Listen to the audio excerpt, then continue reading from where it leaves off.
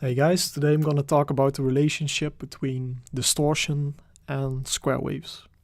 Let's start with the different kind of waveforms for those who are not familiar with them.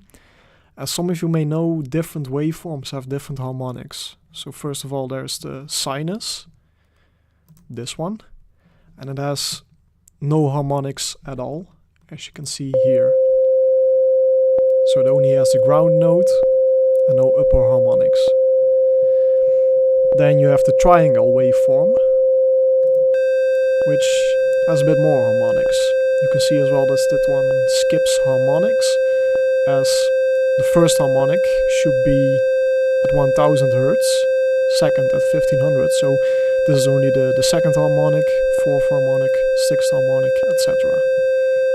Well, if you look at the saw waveform, it does have these harmonics.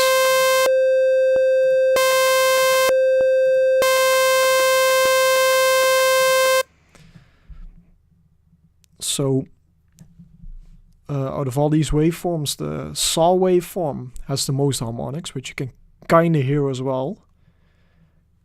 Because if you listen to them all, it's definitely the saw that's most loud.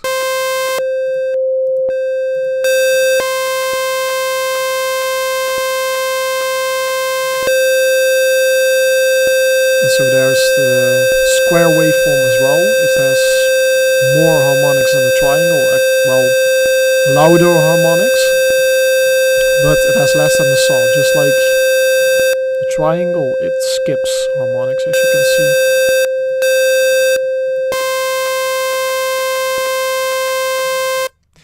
So, what does this square waveform? What does it have to do with distortion? So let me explain what distortion does, in this case more specifically clipping. Clipping is what happens when the volume gets so hard that it needs to be cut off. This is similar as it happens with a compressor or limiter.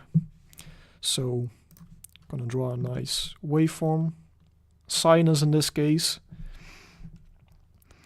As you push it harder and harder, at some point it gets cut off. It says, no, you're not allowed to go above this volume. So you get cut off.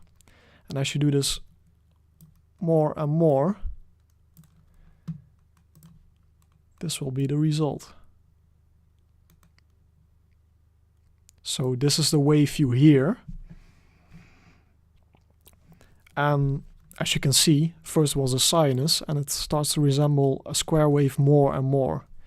So this one is a bit more square wave, this one is even more square wave. So as you push the sound harder and harder, it will look more like a square wave. And as you know, a square wave compared to a sinus has more harmonics. So basically distortion creates harmonics. Also, this also means this has to do with clipping, but of course this is also possible with limiting, which is pretty much exactly what this does. And it's actually also possible with a compressor.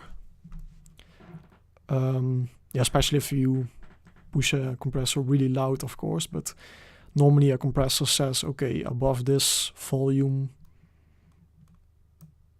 you get a little bit less loud. But this isn't really a sinus wave anymore. If you see it here, it's more steep, here less steep.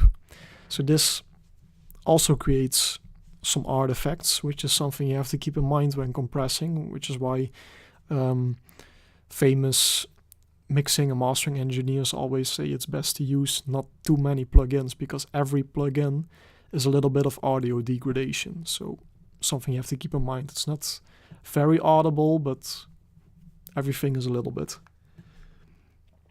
So this is the theory. It gets cut off and it starts to sound more like a square wave. But of course, we want proof. So here I got my sinus. And here we got the square wave. Let's see if it works. Yep, beautiful. So on the sinus, I'm gonna put a camel crusher.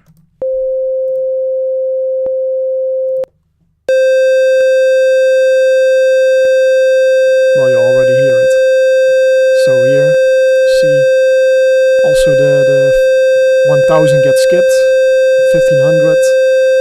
So it's pretty much a square wave.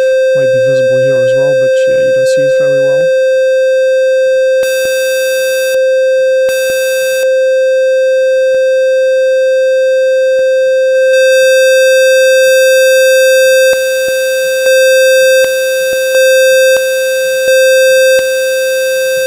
As you can hear, it's not exactly the same, but you can definitely hear it's a square wave, like if you compare it with a saw.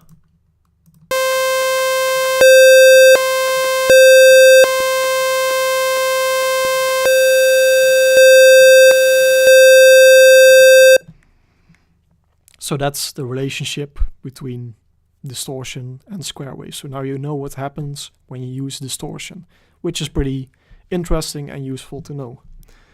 Then there's also an interesting difference between clipping and distortion, which is kind of the same, but not totally the same. So clipping is what happens when a channel goes into the red. But say you have a kick drum which has really loud bass, so here in this part, and the rest is not that loud. Then if the bass has too much volume, it's only the bass that distorts. While if you use a distortion plugin like Camel Crusher, it distorts everything, so also all the upper harmonics it has. So clipping is more specific and a little bit cleaner than using a distortion plugin. I know artists like the Artist Agency, they like using clipping instead of distortion, as they once said in an interview. Personally, I'm starting to use it a little bit more often as well. Not that there is anything wrong with distortion, but both can be useful depending on what you want. And of course, besides distortion and clipping, you also have multi-band distortion plugins. For instance, Homicide or Trash 2. And with them, of course, you can also more specifically distort a certain part of the sound. So that's it for today's lesson. I hope you learned something, and see you next time.